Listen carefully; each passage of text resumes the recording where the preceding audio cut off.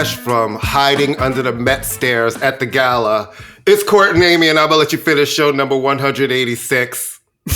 At least we could walk up the stairs. At the Pantheon Podcast. That's my new job, I've decided. I'm going to be a lifter. I want to be one of the people just carries a heavy dress. Carrying people. I figure every mother in America could do that who's been lugging around a child who's way too big. It's like when your 5-year-old goes, Mommy, lift me. It's like, no. You have facial hair. I'm not carrying you. Just sit your ass down. And they might be wearing the same thing that I saw some of the people wearing last night at that. Oh, I thought the clothes looked kind of cool. Some of them. But can I just say something really? Okay, this is going to. I mean, I didn't pay attention to. I mean, it's pictures. I mean, whatever. Yeah. It's like it's a benefit. People have to always remember it's a benefit. Right. It's not reality. They're getting dressed up. This is not. No one's expecting you to walk down the street looking whatever. But she's very talented. But doesn't Tyla strike you as the type of girl that would just have been like so mean to you in high school? Or maybe I'm projecting. No. She seems always like sweet. And I actually really liked what she had on. I thought when she was there, she looked gorgeous. Yeah, all right, I take that back. And when you look at Cardi B, you have to think, oh my God, 10 years ago, this chick was stripping at what the hell is that place downtown? Not the Baby Doll, the other one. The one on Chambers Street. I mean, you just got to give it to her. And working at the Amish market. Right. That food market. So, yeah, everybody looks great. Everybody needs to have a seizure, not have a seizure. We are not going to solve capitalism in one night. It's a fundraiser. I'm very jealous that Anna Wintour is going out with Bill Nye because I'm sorry, wait, what? Okay, I'm going to sound like Courtney Anderson for a section who lectures me every time I don't know something. I do. Courtney, this is a pop culture show. It is a pop culture show. She's been going out with Bill Nye for a significant amount of time, and I am super jealous.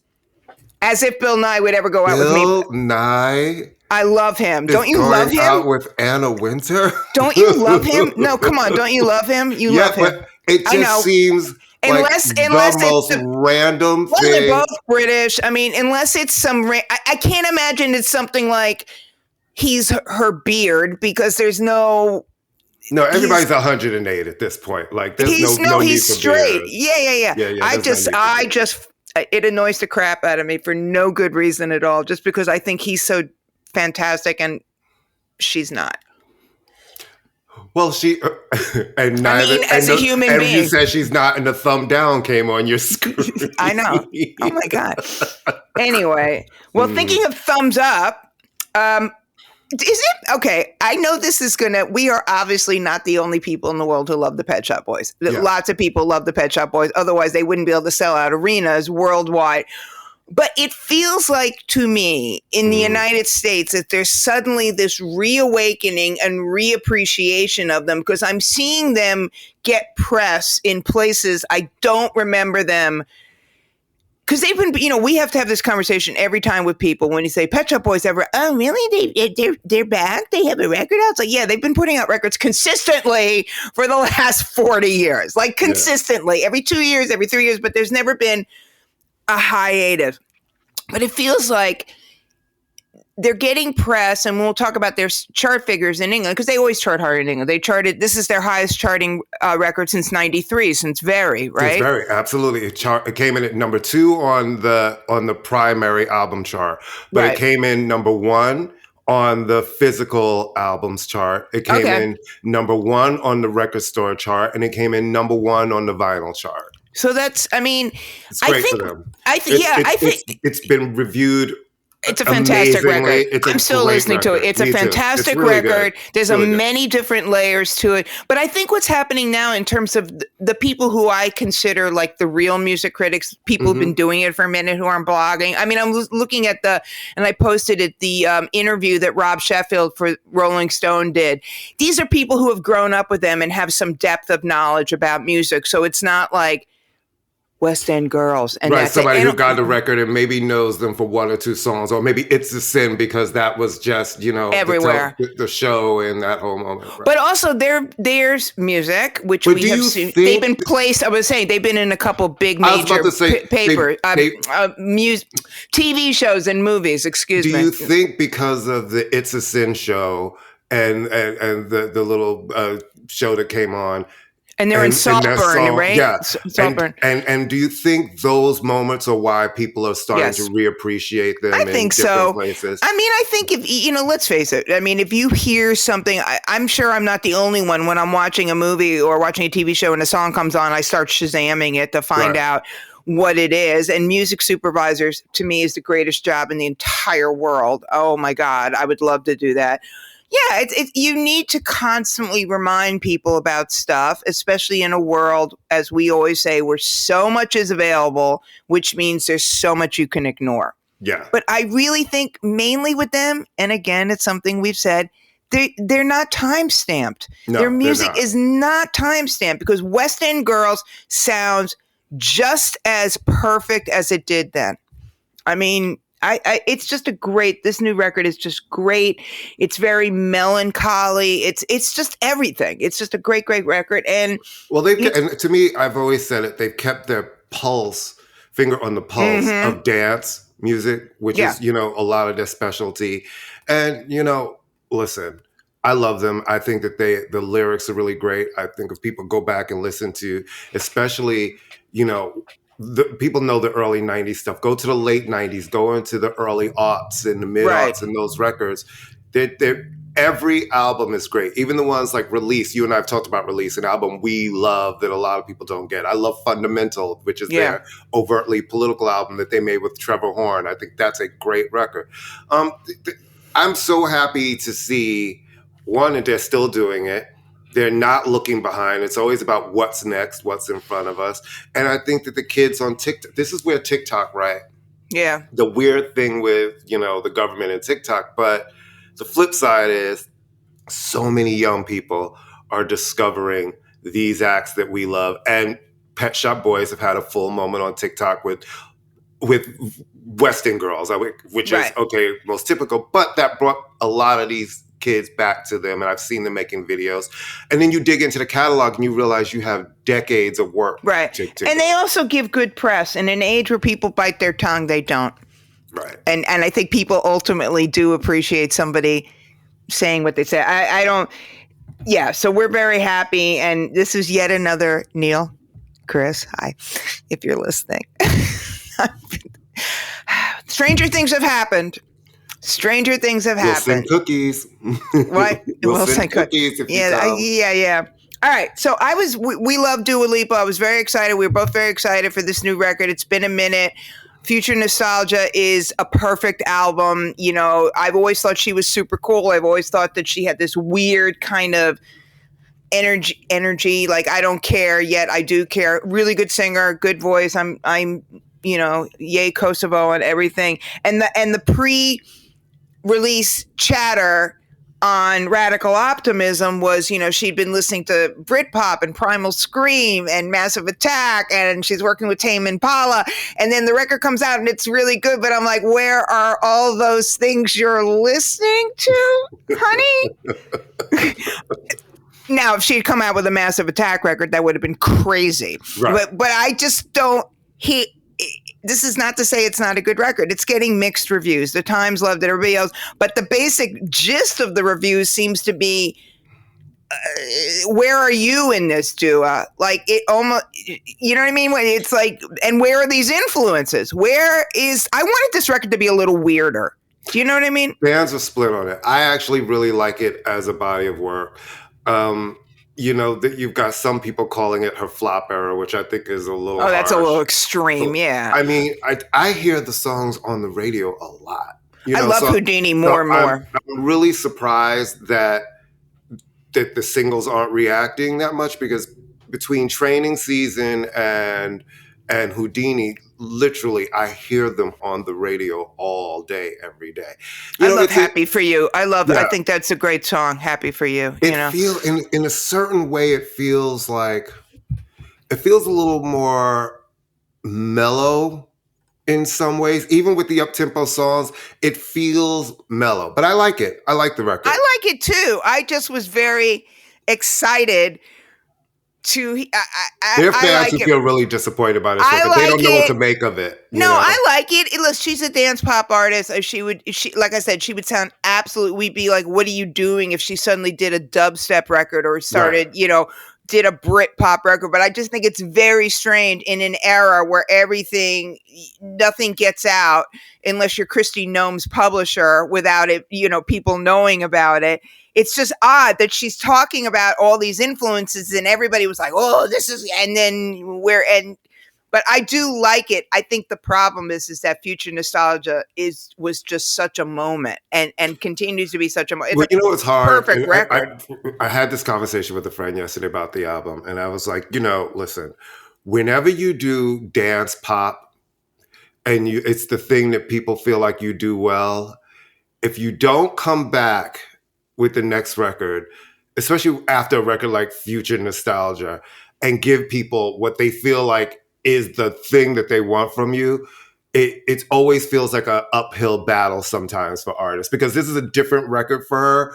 And I think it's well, it's not, but it's a little more laid back. Yeah, that's what I'm saying. And people want bangers, right? And especially from Dua Lipa after the last records, they want those type of songs. And I like these records, but it really is kind of falling. Well, where you got the fans. She's a very different person than she was. Like I said, my main complaint is I kept listening for weird. I wanted a little, like, you have Tame Impala. Like, what are you doing with him? Not that he's weird. If they hadn't led with the Britpop stuff, I'd be much happier. I'm going, where's the Britpop stuff?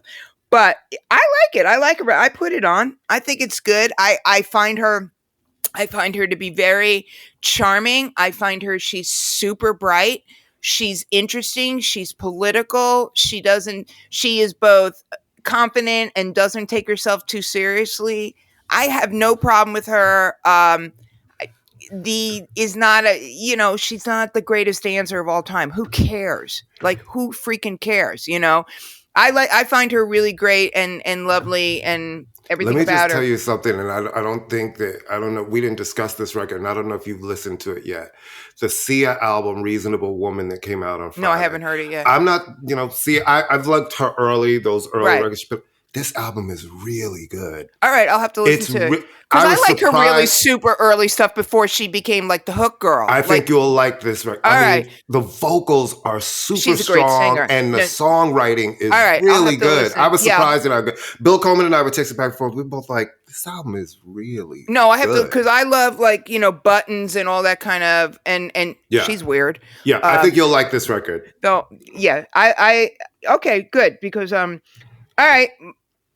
Madonna, biggest concert or third biggest concert ever, 1.6 million people. How big are the beaches in Rio? They must be massive. Massive. But that's where they do. It's all beach. And that's where they do the New Year's Eve celebration. It's like she was the biggest concert singular for a singular person and for a female artist. This is not where they do like Rock in Rio. That's in an arena, right? I don't know. I don't think it's on the beach. No, it's probably in an arena. Anyway, so it was the end. The last the end of the celebration tour. Went out with a bang. It's like, lady, you made it through. 81 shows, no cancellations. Now you can go back in your bathtub and post ridiculous Instagram videos. I just want her to go on a vacation somewhere. Just Please. Go away. Go away. Go away. Go sit down. Call Dua Lipa, because she's made an entire album about being on vacation. Mm-hmm. I love that people are like, oh, she's always on vacation. Dude, if I could constantly be on vacation, you're mad at the woman for enjoying her life and being 20? Seriously? I mean, only Americans can have a problem with people enjoying their life. The lady toured for a full year. She went to during every COVID corner of the globe. Right. And then you got mad that she went on vacation? I mean, if I had disposable income, that would be one of the first things I would do. If I had disposable income, you'd be like, wow, look at the ocean behind you while we're recording this show, because it would be crashing behind me. Amy is staying someplace where you don't have to go through a metal detector to walk in. No, right. I mean, come on. It's like so stupid. It's like she's on vacation. So what? Right. Like who cares? I haven't been to Jazz Fest in like a gazillion years. I mean, a gazillion years. But the 2 times, or maybe I only went 1 time. I don't even remember. But it's lots of fun. It's been held for years. Post Katrina. The level of acts. It used to be more rootsy and not just local bands, but a little more indie. And they're still there. Jazz. They are still they're still there. But especially post Katrina, because they needed to bring money, and they have had big name acts. Springsteen, Dylan. Well, the Rolling Stones were there this year, and they brought Irma Thomas, who is a New Orleans legend. She's the soul queen of New Orleans. New Orleans, who is the original singer of Time Is on My Side. And they brought her out. And the clips I've seen are fantastic. And for everybody who is like, why are the Rolling Stones still playing? They're too old. Shut up. Mick sounds great.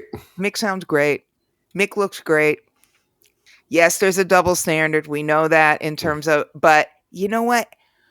If someone were to give me Rolling Stone tickets tomorrow, I would go in a New York minute, because I've never heard anybody say that they don't put on a great show. With or without Charlie Watts. Have you ever seen them?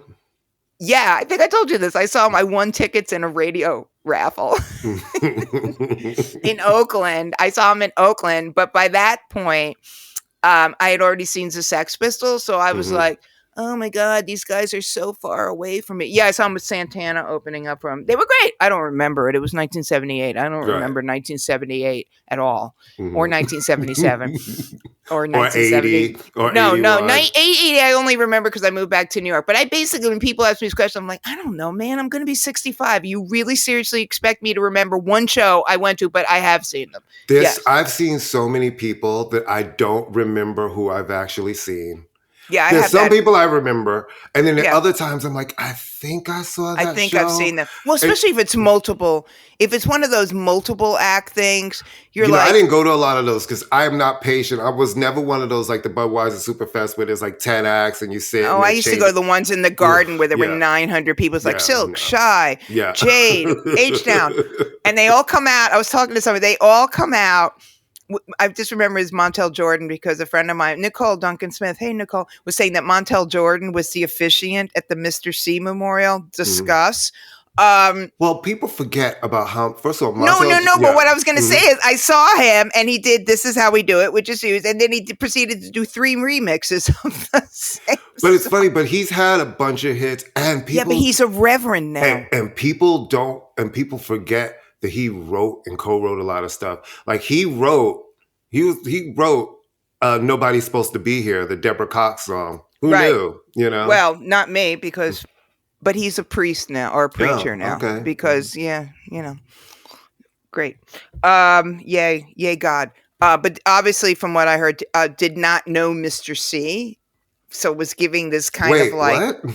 Well, he didn't know him the way that somebody would know him. So then why did they choose him? I don't know. I mean, that's such a weird choice. There's 9 million, I have no idea, but, and the other thing she told me was that it was supposed to be all white, not all white people, all white outfits. Yeah. And Funkmaster Flex showed up wearing black. Because of course he did. Because of course he did. And if you're listening, DJ Self Terrence, you did a good job organizing this. Amy loves you.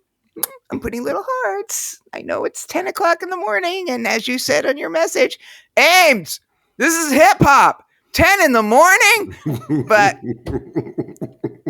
still the best message I've ever gotten. I was playing it for everybody in the neighborhood. Look, Terrence left me a message. All right. Yesterday was the greatest day known to mankind. Why, Courtney? Why was yesterday yesterday night was the greatest night known to mankind? Why was it? Why? Well, because we started round 2 of the playoffs. And is this my imagination? By the way, I'm sorry. Are these playoffs going on way longer than they used to do when we were kids? Only because they had that weird play-in tournament part, which has been for the last 2 years, some made up new thing. You know what I mean? So we started round 2. We won game 1 against the Pacers. Great game. Great game. Again, some questionable calls in there. Questionable. But a lot of those questionable calls went our way. Went our way. But right. They were questionable. That was really questionable. I mean, and Dante DiVincenzo is the new Reggie Miller in terms of the overacting flop. That was ridiculous. Mm-hmm. Even I was really? And even the announcers were like, look at him. He went to Juilliard during the break. Because it was like, it's so dramatic. But I mean, he was on fire last night. I got Jalen Brunson, man, another 40-plus game. Fourth player to do it. In the Jerry West, him, Michael Jordan. And I think Bernard King, I think is the other one. In the playoffs, maybe. Well, it's like 4 games in a row of 40 plus. No, they look great. It's so hard to register whether Tim is happy or sad. He always seems to have the same expression on his face.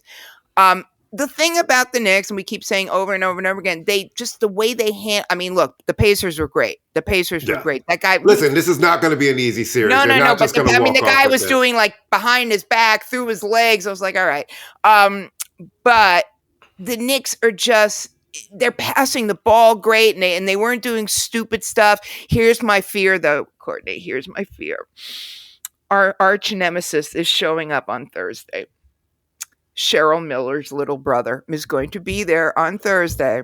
Mm. And if Spike just better behave himself. That's all I want to say. No, the next game is tomorrow night. No, it's Thursday. No, isn't it tomorrow? It's tomorrow at the Garden. Oh, it is? All right. Mm-hmm. It's tomorrow at the Garden. Reggie's going to be there. So Spike better behave himself. Yeah. I try to explain that for New Yorkers of a certain age, you know what we're talking about. For New Yorkers not of a certain age, go to the Googles and find out what we're talking about. But I'm just hoping Spike will behave himself and not, though what's Reggie Miller going to do? Jump on the court and start hitting shots and killing us? No, it's going to be a great series. Listen, this is our little scrappy band of brothers that no one had any faith in. Even when the first trade of Jalen Brunson coming to New York, nobody expected this. You know what I mean? It's great. No, it's great. I'm very excited. And like I said, not to be too zen about the whole thing, but if they make it to the second round and it goes no further, I'm perfectly satisfied. As long as Boston doesn't win anything, I'm happy. The Nuggets are probably going to get swept at this point. The Nuggets thing is crazy. They're going to get especially swept. As we watch, right? LeBron and his guys, they fired Darvin Ham, the coach, who actually got them to the postseason 2 years in a row, won the in-season tournament, had a winning record with them. And it's his fault that you guys didn't win because now we're looking – the Lakers, you're just not good enough. I'm talking about the Nuggets. Nuggets. Yes, but I'm talking about the Lakers versus the Nuggets, which got the coach fired. Oh, right. And now we're coming and we're seeing maybe Milwaukee coming in there, and they're handling them. They are beating them in not Milwaukee, Minnesota, beating the Nuggets. I mean, they've just been hammering them at home on their home court with huge losses. Like it's not like they're just losing. They're getting blown out. It's kind of crazy. Yeah, no, it is. It makes for good basketball. Yeah, except for the it makes for great basketball. Listen, we're starting to see the new stars emerge, right? Oh, because for sure. LeBrons and all of these guys. Cute. Yeah, these guys are done. They're very cute. It's like we're seeing these new stars, and it's exciting. All right, speaking of things that are done, all right, so Lovers and Friends, which I never believed was a real show anyway. I really didn't believe it was real. I'm sorry. I thought it was like some AI fever But it's dream. happened the last couple of years. It's actually, it has. Yeah. It has. Oh, all right. I don't pay attention. But it was canceled because the weather sucked. Okay. Right. Next.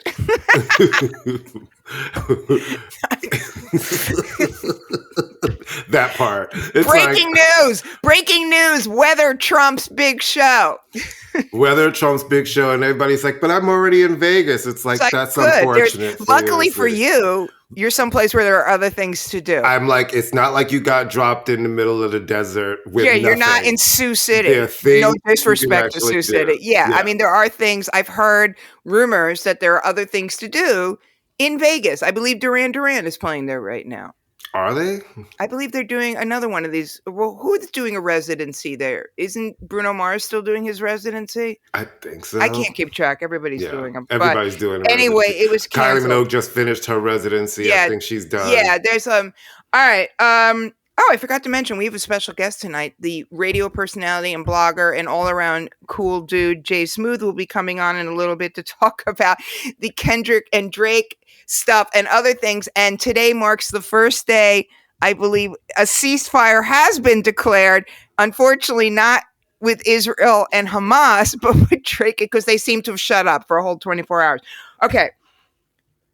New Yorkers, feel our pain on this. One of the great things in the summer, you know it's summer in New York when you hear motherfucking ice cream truck. They used to play Turkey in the Straw, remember that? But then it turns out that's racist. Did you know that? No, I'm serious. Is it? Yes. I didn't know this either. And I'm not saying it to be cute. I had no, because I think originally the turkey, there was another word instead of turkey. Instead of, there was another word that was not a turkey. Gotcha. It may have been an unfortunate racial epithet that was not so far on. But anyway, and then some play Send in the Clowns, which to me is the funniest thing ever, to have an ice cream truck that's playing Send in the Clowns. Anyway, and then you're like, Mr. Softee, or whatever they're calling it. Ice cream man's here. Ice cream man's here. Well, because people can't leave well the fuck enough alone, there is now an app so you can tell you to track. And I blame millennials, and I blame whoever are below millennials, because I blame them for whatever. I blame anybody who gets all their information from a phone except for the information they actually need, because they're like, I don't want to go outside. I don't want little Jonah to have to go outside and stand in the street. Oh, look, here comes the truck. Are you kidding me? Part of the excitement is randomly running outside and hearing the and you're like, oh my God, Mr. Softee. Then you like, Mom, can I do this? And then you run outside and get your ice cream.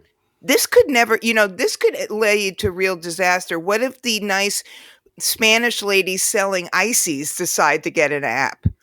Well, and it's so funny because, I'm a block away from a school and it's on Edgecombe between I know that's cool. 140th and 141st.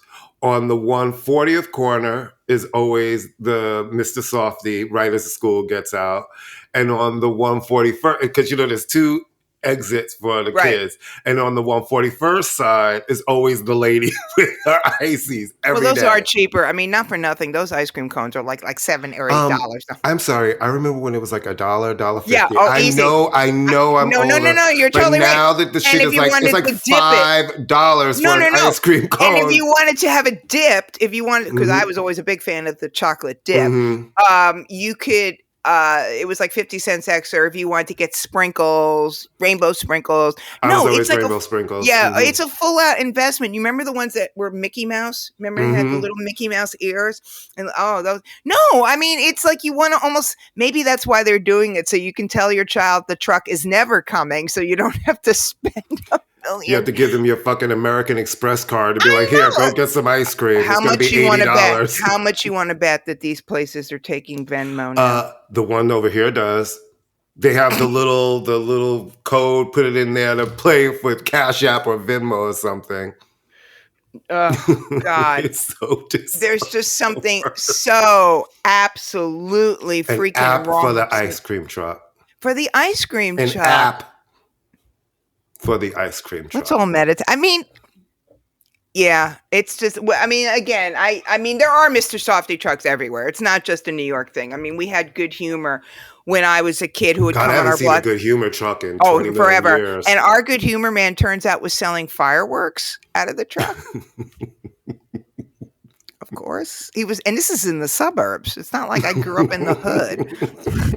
This was on a nice little dead end street in the suburbs. And he was very cute, our Good Humor man. I know that means absolutely nothing, and I obviously can't remember. But it turned out he was selling fireworks, which is like super unfortunate, but that's the way it is. What I miss about it being really growing up in Queens, we had Tom drove our ice cream truck, and it was Tom Carvel. No, it's just name is Tom, and it was a red and white truck, and He always remembered my order. And the last time I saw him, he was way older, but still driving the truck. It was years ago. Still remembered my order. Still. Strawberry milkshake with rainbow sprinkles in it. Oh, wait a minute. Whoa.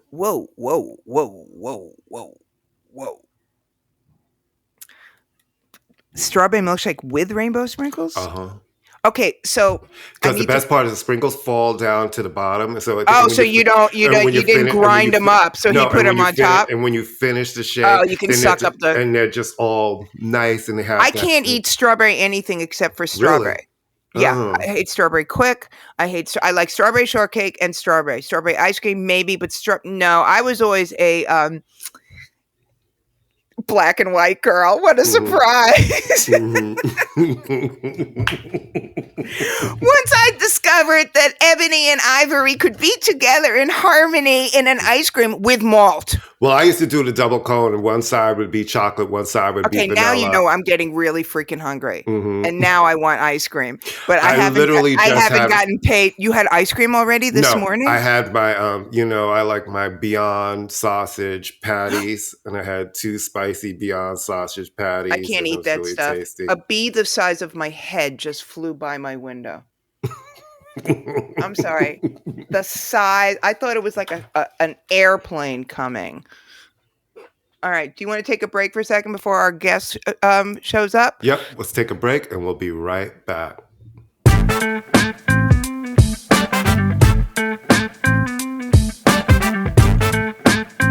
Hello, Pantheon Podcast listeners. Christian Swain here to tell you more about my experience with Raycon earbuds. Our family now has 3 pairs of Raycon earbuds around the house, and my wife just grabbed a pair of the Headphone Pros to replace some headphones from a company that was double the price. And yes, she loves them. Now, if you haven't pulled the trigger on a pair of Raycons, or even if you have, but you're in the market for another pair because they're just that good, well, now is the time to check them out, because they just launched their upgraded model of the best-selling everyday earbuds. With Raycon's upgraded everyday earbuds, now you also get active noise cancellation, ergonomic design, and multi-point connectivity that lets you pair with 2 devices at once. New quick charge function, 3 customizable sound styles, plus awareness mode. Available in a variety of vibrant new colors to complement any and all skin tones. I even have a pair of earbuds in a cool green color. I have tried just about every earbud known to humankind, and these Raycons are fantastic. Seriously, if you've been wanting to check out Raycons, there truly is no better time. You're going to ask yourself why you didn't check them out sooner, and Raycon offers a 30-day happiness guarantee. So what are you waiting for? Go to buyraycon.com/Pantheon today to get 20% off your Raycon order, plus free shipping. That's right, you'll get 20% off and free shipping at buyraycon.com/Pantheon. buyraycon.com/Pantheon. Hey folks, Stefan Shirazi and Renee Richardson here from the Metallica Report. And we are proud members of the Pantheon Podcast family, where the best of music and podcasts unite. We've got something pretty cool for you. We're giving away an exclusive Metallica merch package worth over $250. That's a whole lot of Scary Guys, Skulls, M72, and other sought-after Metallica swag. And we've made it easy for you to win. Follow and share the Metallica Report, and you're in the game. Go to pantheonpodcast.com/Metallica, enter your email, and hit that button to be entered to win. And just like that, you're eligible for our monthly exclusive Metallica merch package. And guess what, rockers? You can enter every month, so just do it. And while we love our global brothers and sisters, the lawyers won't let us ship outside the U.S.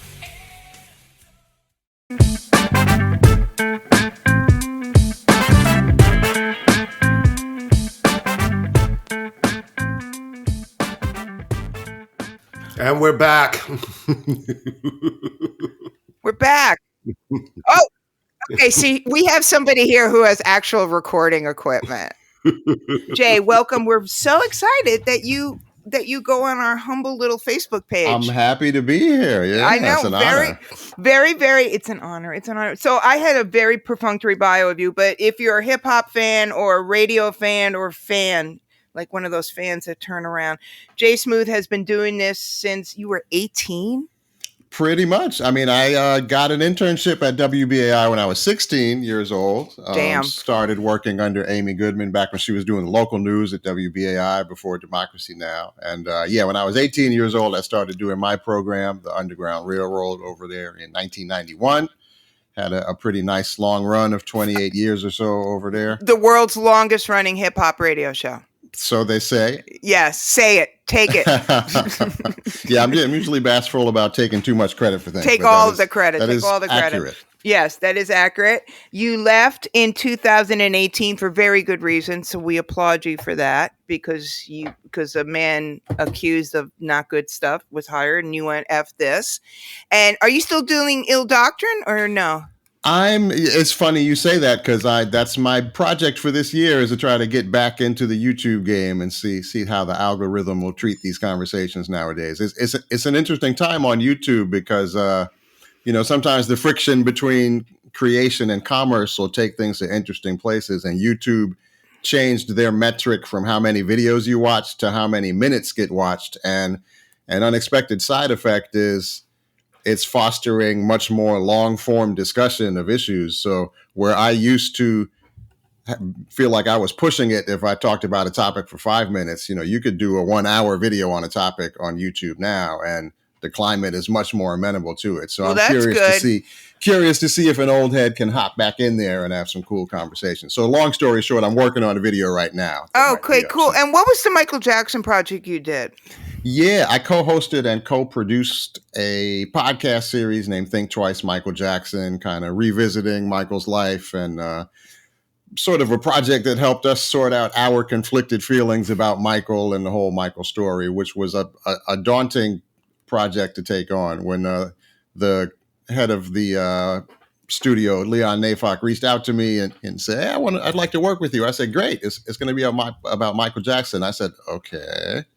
But once we talked about it and I could see he understood this is going to be complex for someone from my cultural space. Like I said yes, and I felt like I was happy I did it. I think I went to some useful places. Well, Jay, for many reasons we wanted to have you on, but one of the main reasons we wanted to have you on, all right, I just want to let you in on a little industry secret because, I got my ears to the street. Kendrick Lamar and Drake have issues with each other. I have heard whispers of this. Yeah, I don't know. I haven't been able to firmly corroborate it. No, it's a lot. I have a feeling that there will be a peace in the Middle East before this stupid thing gets settled. But I started writing down a timeline and then my hands started cramping. And I will say, though, today we are taping on May 7th. And so far, I don't want to jinx it because it is 7 o'clock in the morning on West Coast time. And is Toronto the same time zone as us? I believe so. All right. Nothing has been said yet. So fingers crossed.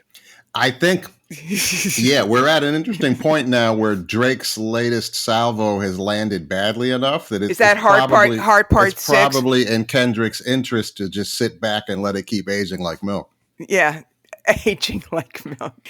But according to my research, because Drake, of course, back then in 2013 was the bigger star, and he brought Kendrick on tour with him, and basically that's when it kind of started. There was some kind of something between them, and then it just sort of escalated from there. But the clip that's really, and then we'll get the clip that's really, all right, I've always not liked Drake, not because I'm, either. Okay. And it's not like one of those, like, I don't watch Game of Thrones. It's not like one of those kind of things. I've just never liked him, and it's fine because he's not making music for me, but I've just felt like, and I'm not looking for deep content and everything. I watch 90 Day Fiancé. I am perfectly willing to just sit there and drool on myself.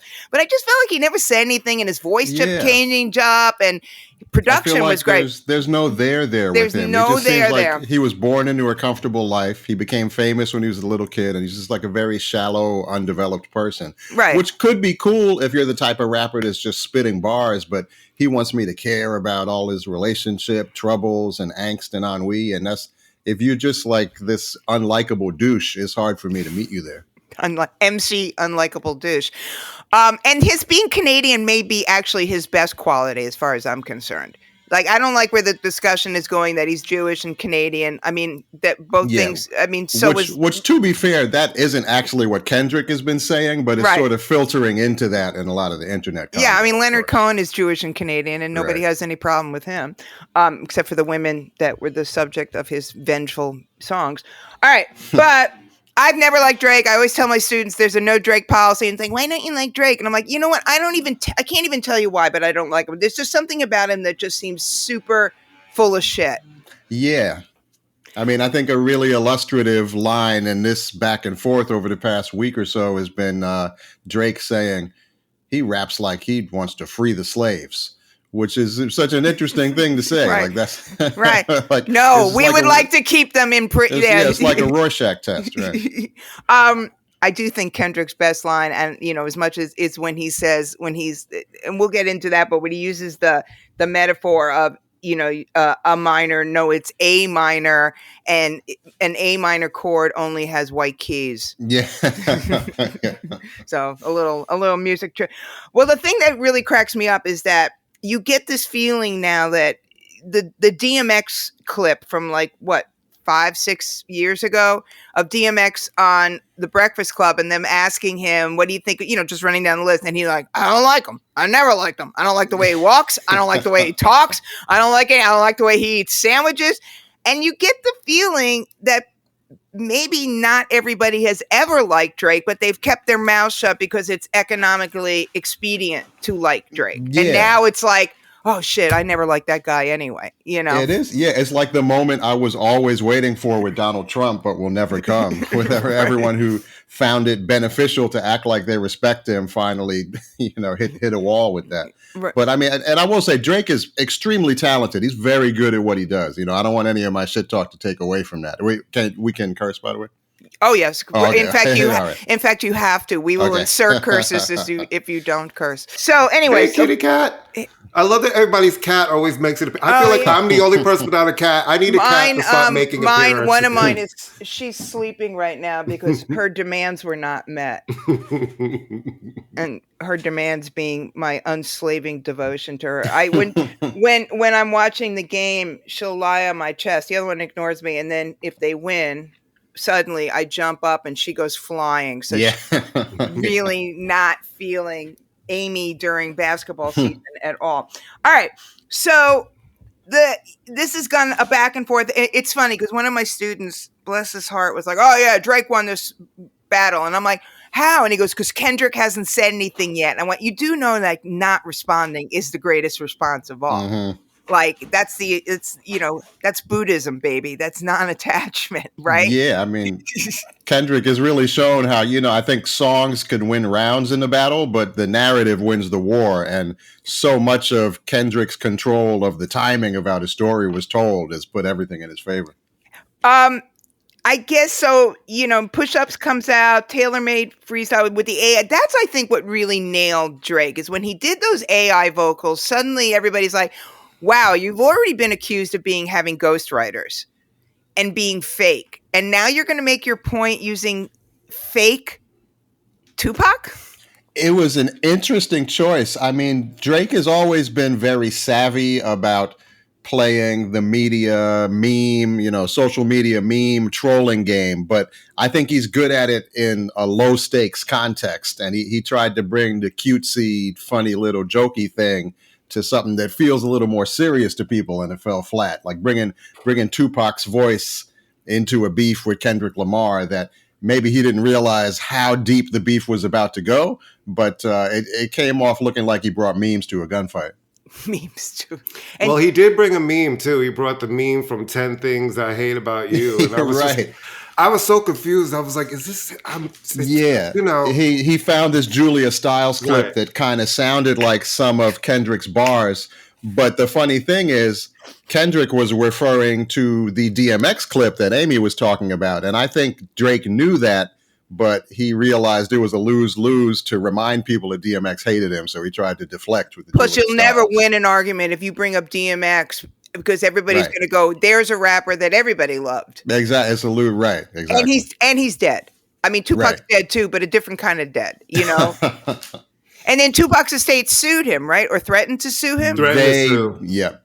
So that's done.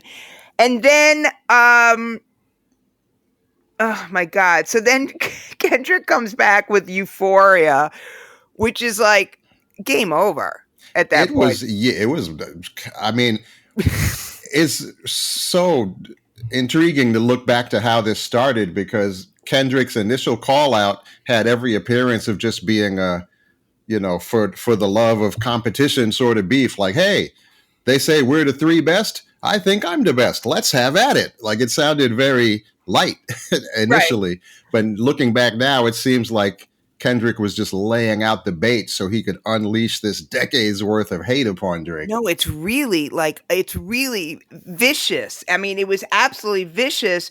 And So what do you think of Family Matters, the Drake response? Was that? No, that's Family Matters. Well, he responded to 616 in LA, like, right? It was like April 30th, Euphoria, May 3rd, 616 LA. This is all Kendrick, and right. Then Family Matters.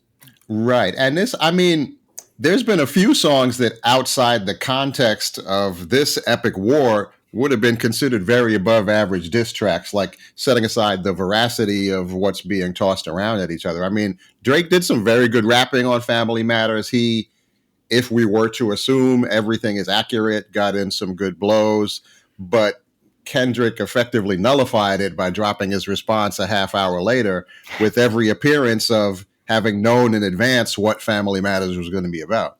Yeah, that's the thing that's really interesting. So, I mean, there's two. And then Meet the Grams. Okay, this is where, as a mother, I start getting a little, when you're dragging the kids, It's like the mafia, right? You stay away from the kids. This is where, and I know these guys are public figures, and I know Drake has paraded his son around at Raptors games and whatever, but I feel like when you start questioning the paternity, or well, you can't question the maternity because it's obvious if a woman's had a baby, but when you question, as someone who's gone through it, when you start questioning the paternity of a child, when you start making cracks about the racial identity, I can't go near because I'm white, and that's not a conversation. Yeah, I mean, I think, I'll say, we might not want to get into it, but there's a fleshed out critique there. Yeah, I'm not going anywhere near it, and nor should I. But when you start talking about kids, and when you start bringing in the moms, not in a "your mama is so fat" type of thing, what do you think about it? I mean, it's tough. I mean, I think in Kendrick's mind, Drake was the one who started bringing family into it, so he felt like the gloves were off. But I think with the last two tracks, with Meet the Grams and then this, what is Not Like Us. Oh, you're right. Not Like Us, but the two darkest ones have been Meet the Grams followed by Heart Part 6, Drake's last attempt at a response. Right. And each of those has taken this to a place where this is so dark. I think we're past what you could adjudicate with a rap beef. Like, it just started feeling really grim at that point. Yeah, this is like super. And also I think what really kind of with Meet the Grams, it sounds really good too. Yeah. Yeah. I mean, that menacing beat, and he's just right in the pocket. And it's so interesting how Kendrick has come out with a different style and flow for each diss track he put out. It's like, I'm going to kill you in every genre available. And I especially love that the narrative at the beginning of this was that Kendrick is very heady, as you said. So the thing he can't beat Drake at is he's not going to hit in the clubs. But now, the coup de grace is Not Like Us, is this happy song that's getting played all over. Does it matter if any of the accusations? I mean, he's accusing him of, like, it's not like right. Like pedophilia, I think. That's the sort of thing I don't really want to hear you go back and forth about in a beef. Like the stuff about Drake being a gentrifier, like that, to me, that's on a level where, okay, we could go back and forth about that on records, and we could have a real conversation, and it could be some juicy drama. When you get to these sorts of allegations, like, either you're lying about him, and that's extremely fucked up, or it's true, and that other dude is over to me. So that's like, we need, like, these are the sorts of things we need to actually settle for real, to me, if we're going to talk about them. So it's gotten pretty uncomfortable to me. Isn't that the whole Millie Bobby Brown thing? Wasn't there, like, Yeah, I mean, I don't follow Drake lore that closely, but there have been a number of examples that just from what we can see publicly look like he is seeking out women who are not age appropriate for him. I think you can say that at the least. But then the real problem is Drake comes back with his response, The Heart Part 6, and he denies these allegations about 9 different times, which is, protesting a lot in and of itself. And then the logic he uses to defend himself sounds so much like what you would say if you totally did that shit. Like, if I did things like that, I would have been arrested. I'm too rich and famous to get away with doing something like that. Like, only poor people do crack. I make too much money to do crack. Are you sure? Did you run this one by some co-writers? Because I think he really doesn't have anyone in his camp who realizes how things like that are going to come across. What do you think about this whole rumor that it's like, first off, there's like real shit going on in the world, and I know it's diversion, and we'll talk about Malcolm more in a second, but like that now there's a mole in what is that? Explain the mole thing. I mean, we're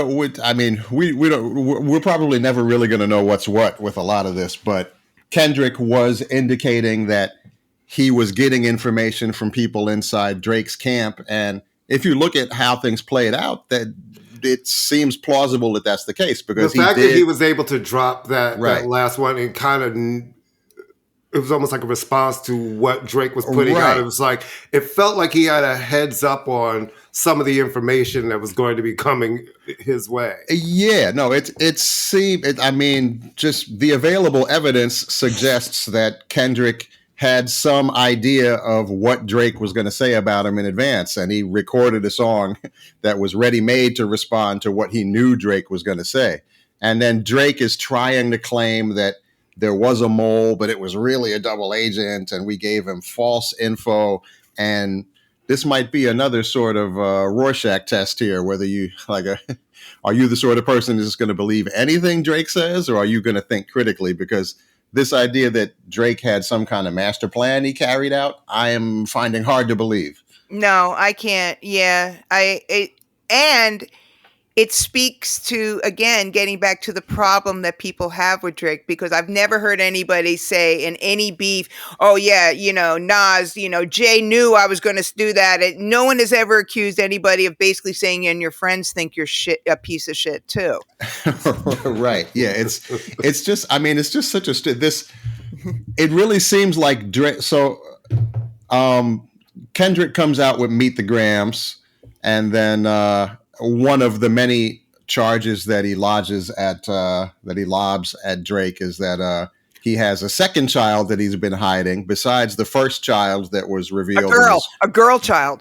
Right. He had a hidden child that was revealed in his previous beef with Pusha T. So according to Kendrick, there's at least one more child.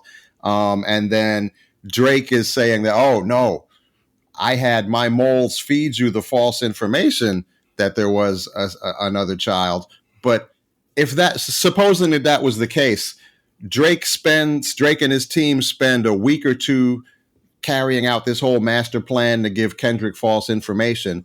Meet the Grams comes out, and Kendrick took it hook, line, and sinker. The master plan worked. Drake's response is to go on Instagram and react in a way that does not mention or take credit for the master plan at all. Is that plausible to y'all? And then he sits back and watches his fans develop a whole theory that Drake planted the mole. The fan theory just happens to coincide with what he actually did. And then Drake comes back and points at what the fans said and says, yeah, that thing they're saying, that is what I was doing. Exactly. Like, how gullible are y'all?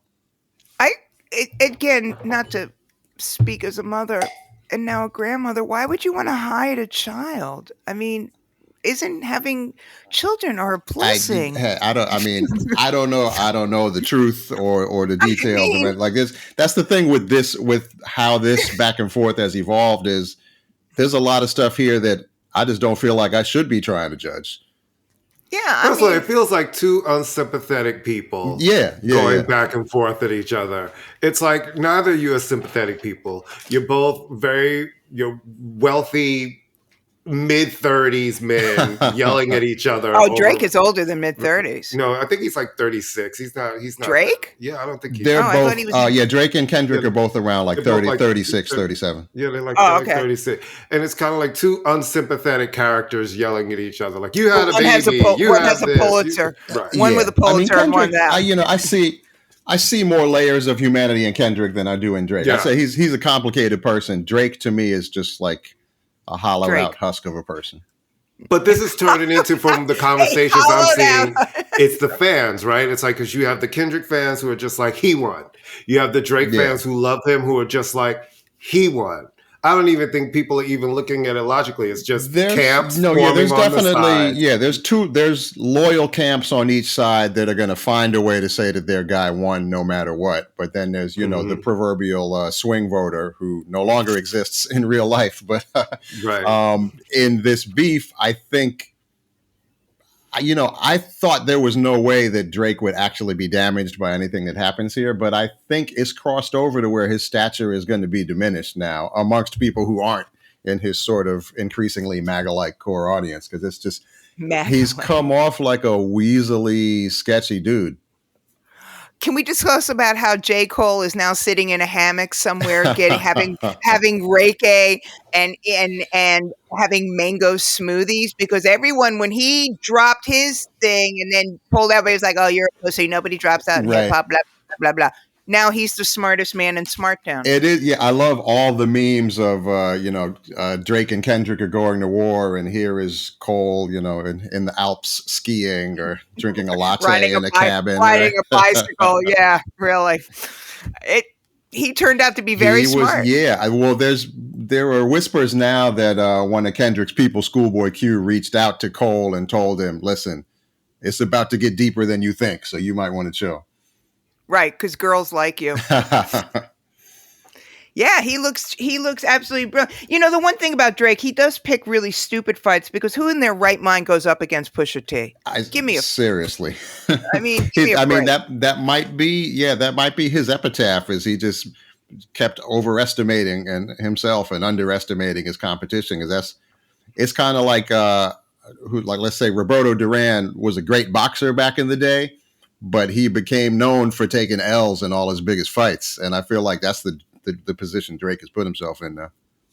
So what's the end? Do you think we're done with these records? Because it's like there's nothing else to say. They have dragged. I would hope. They've gone through the pits of hell with some of the shit they're saying to each other. It's gone to such dark, venomous places. It really at this has. point. It's gone so low. As much as I love the suspense of the records dropping back to back and seeing what the next one is going to be, like that element was fun up to a point, but right now I'm like, let's just take a breather, maybe take a shower, say some prayers, do some meditation. And I think Kendrick is a smart dude, and he sees that Drake's last record is not landing well, and he's probably just going to take his time, do a victory lap, maybe just make a video for Not Like Us. I mean, I'd love to see him come back with something with his wife and his friend that Drake says his wife cheated with. Like, just close the door on that once and for all. Like his manager. His manager. It would be nice to see him, because that's the allegations of him abusing his wife. I would want to be reassured that that's not true. So if he comes back with some clarification on that, I would appreciate that. But otherwise, I think if it stops here, Kendrick has clearly come out ahead. He's won. I think he might just step back at this point. I told Amy I think Kendrick's coming out with an album, because it's like coming out. He came out swinging. Yeah. You don't do all of that for nothing, to put yourself back in the front for nothing. Yeah. There has to be some sort of an album coming. I think that's quite possible. All of this for nothing and then to just go disappear again feels like you don't create this kind of a moment to just go sit down. It feels like, all right, I'm going to drop something this summer. It kind of, I think it's entirely possible that Kendrick initially was just doing what he did with his Control verse back in the day. Like, he's smart about just saying some people's names and creating a moment. And so I think he may have initially had in mind just sort of an exhibition match. And then once him and Drake started pushing each other's buttons, it turned into a real fight. So I guess we'll see over the next 6 months. What is Drake? I mean, there's always a comeback and everything. For Christ's sakes, we have an ex-president who more than likely will never do a nickel of jail time or anything. But he'll be the next president. He's going to be the next president again. But do Drake fans? Okay, I have to imagine a Drake fan is like any other fan, but even more so that they don't care. No. Unless the pedophilia stuff. The pedophilia stuff might be enough, I feel like they will rationalize their way out of anything. I'm not saying all Drake fans, but the most vocal ones that have been all up in my notifications on Twitter. I've had a few tweets about this to get thousands of retweets and such. And boy, these are the most, as I said on Twitter, I've been getting more belligerently obtuse replies than I've ever gotten in my life. And I get into a lot of political topics. Like I've had a lot of weird constituencies come at me, and these Drake fans are the most committed to denying anything negative about their boy. Let me just ask you a quick, because we know that Drake's uncle is Larry Graham. Yeah. That I know. And he's related to a couple of other... Well, he's related to, I've heard, is it like he's a cousin or like a cousin? Like he's my cousin to Willie Mitchell and Teenie Hodges. From Al Green. Yeah, exactly. Yeah, I think they're like his sort of adopted uncles, yeah. All right, but that's good enough for me, for Christ's sake. Yeah. I mean, Willie Mitchell and Larry Graham hasn't said Pete, but he's a Jehovah's Witness now too, isn't he? Yeah, long time. Yeah. He's the one who brought Prince into it. So he's not saying shit. I will say this. I'm not a Drake fan. I do think he's talented. He has had songs that I'm like, okay, I really like this song. I feel like it's been a long time since I've liked it. He's also I like the ones that's something some of his fans have been quietly saying is he was vulnerable to take this L because he hasn't been the Drake he was 5 or 10 years ago from a Drake fan's perspective. Right. I'm sorry, Courtney. You were like, yeah, no. It just feels like. So, what's the end game for everybody? What it's like? Just everybody's battered and bruised with all kinds of horrible things being said, and we just keep going out on tour. That's what I'm wondering. Like, I'm sort of hoping Kendrick will come back to just sort of lead us in a non-denominational prayer with his last track. Like, I feel like we need, we just need to switch the vibes around. Which, to be fair, to some degree, Not Like Us kind of is that because it's just. Yeah, when he first dropped Not Like Us, it didn't really hit for me. But once I saw how it hit when it was being played outside at clubs, at stadiums, they're like, okay, this is a song for people to come together to and listen to collectively. It's like, and it's a joyful thing to watch people rock out to Not Like Us, and it's kind of threatening to be the song in the summer even. So, like, Dan, all right, let's. One of the reasons I just realized why I don't like Drake, the main reason, because he co-opted the name of one of the finest companies of baked goods. Well, it broke. Well, actually, I didn't realize this. I saw this today that Not Like Us broke the single-day Spotify streaming record for a hip-hop song. Wow. Oh, shit. Amazing. And on YouTube, Drake's last attempt, Heart Part 6, has more dislikes than likes on YouTube, which is very unusual for someone like that. Wow. I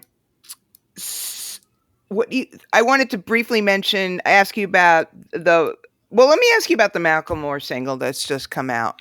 Heinz Hall, right? Yeah. It's called Heinz Hall. What are your reactions to it? And are you surprised that of all the rappers to come out with a pro-Palestine track, it's Macklemore? I mean, yes and no. He's always had sort of, some cornball energy to him, but I know a lot of people in the Seattle hip hop scene, and they've always vouched for him really coming from an activist organizing background and actually being down from way before he blew up. So, honestly, this new song, I can't really be mad at it. I mean, he's in a position to benefit far more from fitting in with the status quo with the type of artist he is. So I think it's cool that he stepped up this way. Yeah, I think it's cool. I mean, I don't want to get into the Joe Biden thing because God help us if we get another 4 years of who. But I I think it is really interesting. I'm just hoping that he's the right messenger. And one of the things a lot of people have been saying is like, Davey D said this is like, all right, you guys are fighting about whether you sleep with little girls, and there are two major wars going on, and the country's going down the tubes, and democracy, as we know, is threatening. Surely you can find a dope beat to put behind those sentiments. Yeah, it would have been. I mean, there's so many words that rhyme with Palestine. You could have slipped in some metaphor or something, and you sound like the humorless buzzkill when you say things like that. But it would have been nice to get a little something. Yeah, he is basically like old man yelling at Jewish cloud, basically. But the thing is, and it's funny that it would come on the heels of all this Kendrick stuff, because obviously Macklemore will go down in history as being the guy that stole the Grammy from Kendrick. And then had to publicly share his apology to him. Yeah. That was such a horrible weird. moment. It's such a classic, like, well-meaning fumble from a white liberal. I mean, I shouldn't call him a liberal, to be fair, but it's white guilt. It was white guilt. I hate when people do that moment. I hated the moment when Adele won Album of the Year and she got up there and was like, and I thought it was going to be you, Beyonce, and your Lemonade. Listen, it's already uncomfortable when somebody thinks they're going to win and then they don't win and you're standing there. I know it's a well-meaning thing that people, when they do that moment, but it's like, it doesn't make it better. It's also just like, it'd be like, okay, he's not going to, but it would be like if Dante DiVincenzo won Player of the Year, which he's not going to do. But it would be like that. And if it's just, you won it. Like, nobody's looking at you like you're the redheaded Italian guy, which I don't understand that, how you can have red hair and be Italian. But yeah, the Macklemore thing. I wanted to, and not a serious note, but I just read, and you obviously just read too, everybody, that our friend, the late great Tate, just received a Pulitzer citation. Yeah.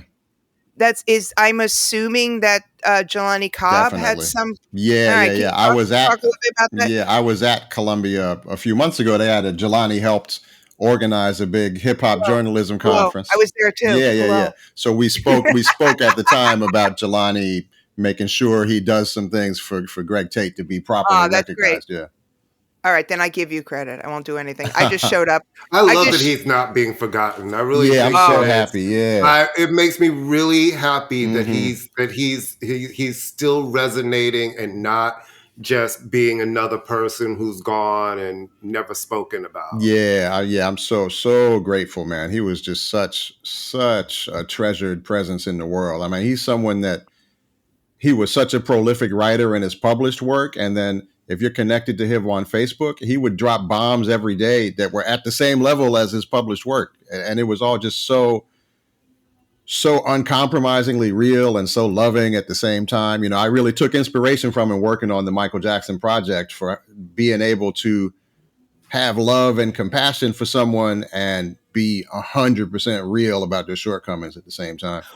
So what is this exactly? It's a citation, meaning that it's almost like a lifetime achievement award in a way, or I would assume. Yeah, I mean, the Pulitzers are something else I don't follow that closely, and I've kind of almost felt uncomfortable with how often people cite Kendrick winning a Pulitzer as the be all end all of his legitimacy. Because it's cool that Kendrick won a Pulitzer, but that does more to legitimize the Pulitzers than it does Kendrick to me. And I kind of feel like that's the same thing for this Greg Tate Award. Like it's about time Greg Tate got that, but it's about time the Pulitzers did that for real.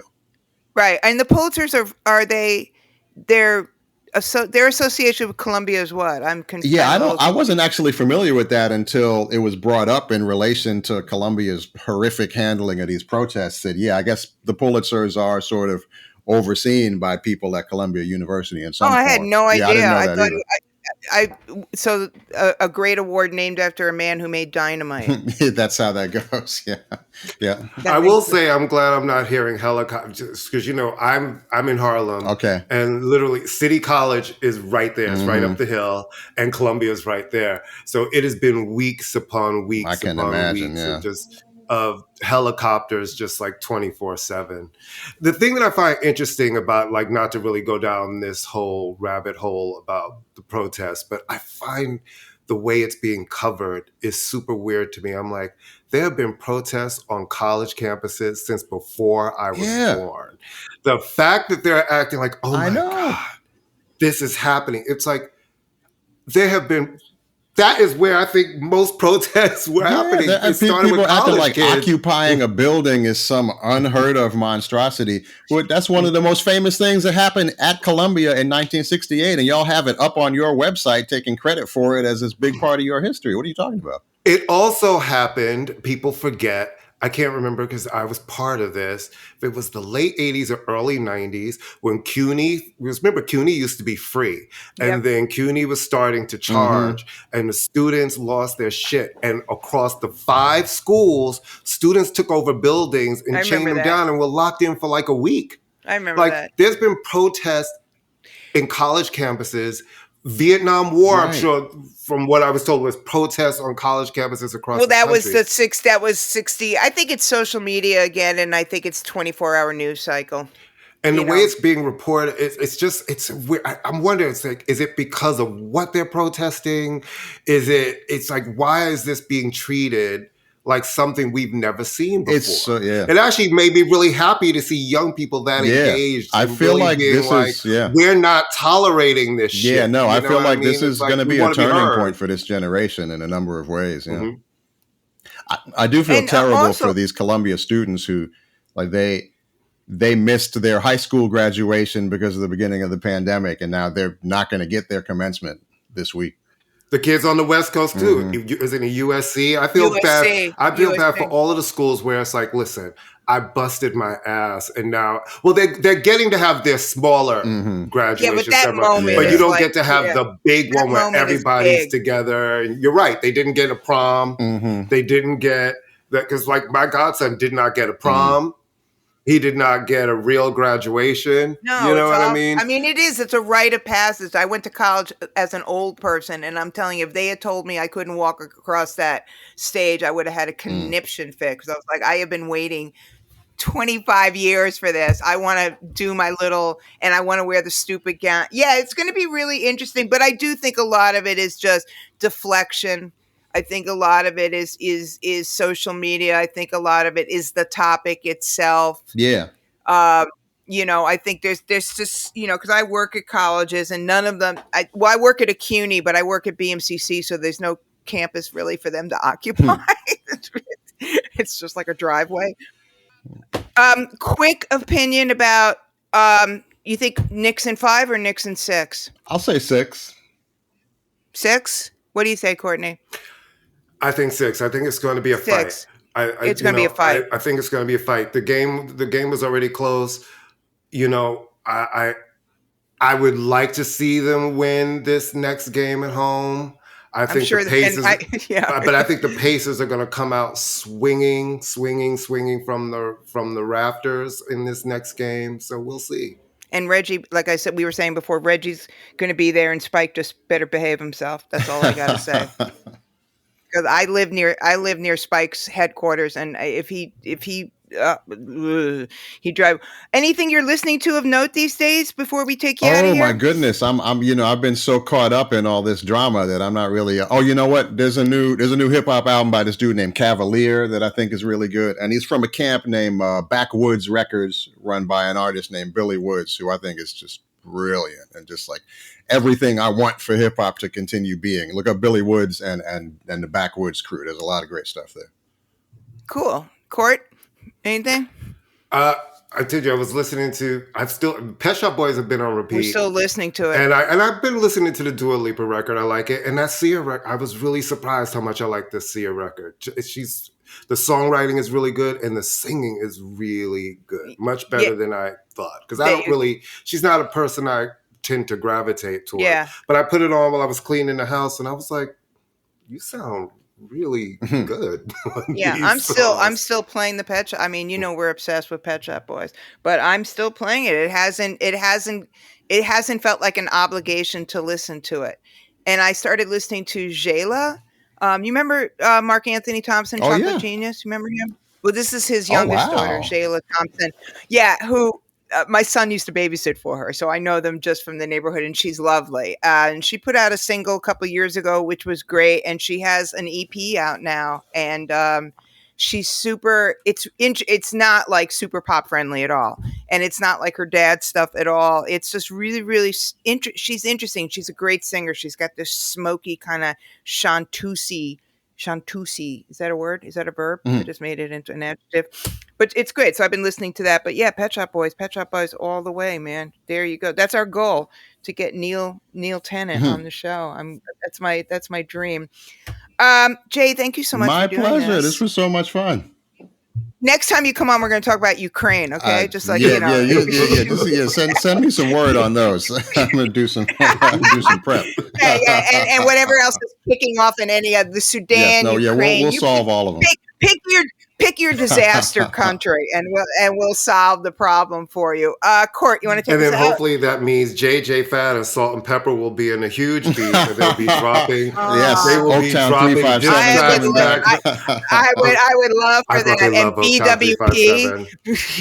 BWP, all the Sound 357. He does. He doesn't even like them ironically. They had one song. There was that's the one exactly. Yeah. Exactly. Yes. Yeah. That was my shit. I love those. I want that Adina Howard Kia thing to start up again. I think from now on, only rappers over the age of 45 should come back and start just brawling in the streets with each other. And calling each other all kinds of perverts and pedophiles and all kinds of things. Plastic shirt. And then get their moms to write permission slips from them. This beef has had everything. It's had moms. It's had memes. It's had everything. That was a very Stefan from Saturday Night Live. This beef has everything. DJ Baby Bok Choy. Oh my God, all the things. All right, well, you know the deal, guys. Thank you for listening to us on the Pantheon Podcast Network. I've had no coffee today. I just drank water this morning, sparkling water, because I'm doing my sparkling water. Why? Put caffeine in it. Because I love a sparkle. I love a sparkle, and I love water. I know. I'm sorry. And you're saying you're not Jewish? Fuck off. Fuck off. Sparkling water is just seltzer without the attitude, for fuck's sake. All of the things. All right, kids. You know what it is. Thank you for listening to us on the Pantheon Podcast Network, where you can find us every week. We're here next week, and we'll see you next week. Follow us on our Facebook. I'm going to let you finish. And follow Jay. Jay, tell everybody. All your details. Easiest way. Just go to hiphopmusic.com. You can find all my other links there. Oh, okay. Perfect. All right, guys. We'll see you next week. Bye.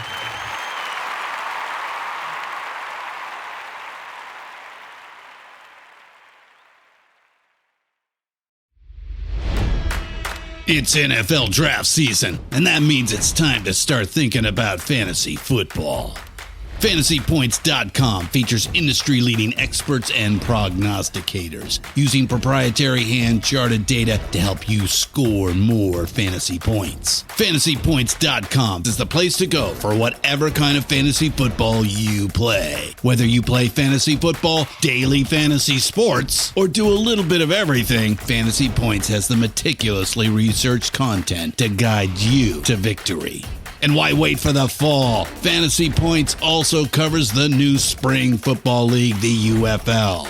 Join the guru, John Hansen, Scott Barrett, Joe Dolan, and other massive names in the fantasy football universe with an exclusive offer. Use code Pantheon for 15% off any Fantasy Points package, including the all-in package, with access to every article, tool, and data nugget that Fantasy Points has to offer.